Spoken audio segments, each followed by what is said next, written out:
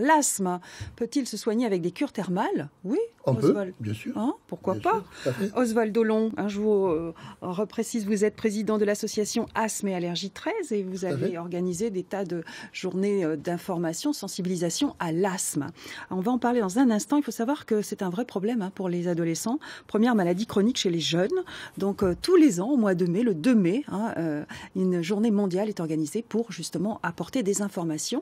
Et vous étiez sur le don du vent, c'est un voilier qui est très connu à Marseille. C'était mardi dernier et on y était avec nos caméras. Regardez. Détente et relaxation sont indispensables au traitement de l'asthme.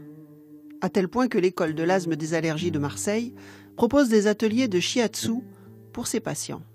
En cas de crise, ça permet de soulager rapidement en complément du traitement conventionnel, mais disons que c'est plus en prévention, c'est-à-dire qu'on va travailler sur le système musculaire pour que le corps soit dans ses capacités les meilleures pour pouvoir justement gérer une éventuelle crise d'asthme. Malgré les progrès considérables du traitement de l'asthme aujourd'hui, 1000 personnes de moins de 65 ans meurent encore chaque année à la suite d'une crise.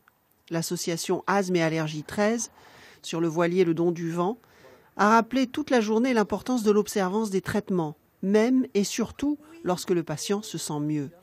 Elle rappelle aussi la nécessité de lutter contre l'expansion des allergies dans la population, premier facteur de développement de la maladie asthmatique.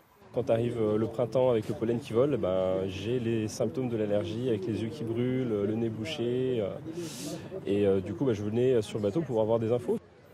Depuis 20 ans, l'asthme n'a cessé d'augmenter en France et atteint 6,7% de la population. L'information de chacun pour prévenir l'apparition de la maladie est un enjeu majeur de santé publique. Oswald Dolon, on vient de l'entendre, le problème de l'asthme, c'est qu'il est souvent non diagnostiqué. Voilà, nous constatons très souvent lorsque nous rencontrons des gens asthmatiques ou qui ne savent pas qu'ils sont, nous rencontrons justement ce même problème. Ils sont ou bien mal soignés, ou bien ils n'ont pas été dépistés à temps. Et l'asthme a tendance à s'aggraver. À ce moment-là, il devient un asthme sévère qui est beaucoup plus difficile à soigner. D'accord. Alors beaucoup d'idées fausses aussi sont véhiculées sur l'asthme. Alors déjà les causes. Quelles sont les causes? Les causes de l'asthme, c'est d'abord un problème de bronches qui s'enflamment. Les muqueuses bronchiques s'enflamment, elles gonflent, elles sécrètent des mucosités. Et en même temps, donc, les muscles qui sont autour de la bronche se resserrent. Et cette constriction fait que la bronche diminue de pratiquement des 3/4 de son diamètre. Le problème de l'asthme, donc, c'est la difficulté non pas à inspirer, mais à expirer l'air vicié. Alors, les causes des allergies animales Alors, il y a beaucoup d'allergies, puisque 8 asthmatiques sur 10 ont des origines allergiques. Et bien entendu, l'allergie est une maladie des pays modernes, des pays développés. On constate très peu d'allergies dans les pays émergents. Ça veut parce dire que c'est notre le système immunitaire est complètement déréglé. On vit dans un milieu tellement aseptisé que notre système immunitaire ne réagit plus comme il faut. Il se met donc à réagir très violemment à des substances auxquelles il ne devrait pas être sensibilisé. Alors on voit la pollution. La pollution est un facteur de risque. Bien entendu. La pollution aggrave les choses. La pollution, le tabagisme. Et même la cigarette électronique, j'ai lu ça hier. Tout à fait. Vous êtes d'accord? Tout à fait. C'est-à-dire que la cigarette électronique est un substitut de la cigarette traditionnelle. Mais il y a quand même dedans des substances qui sont nocives. Voilà. Il y a moins de nicotine, mais les substances autres que les benzènes, etc., subsistent dans les produits.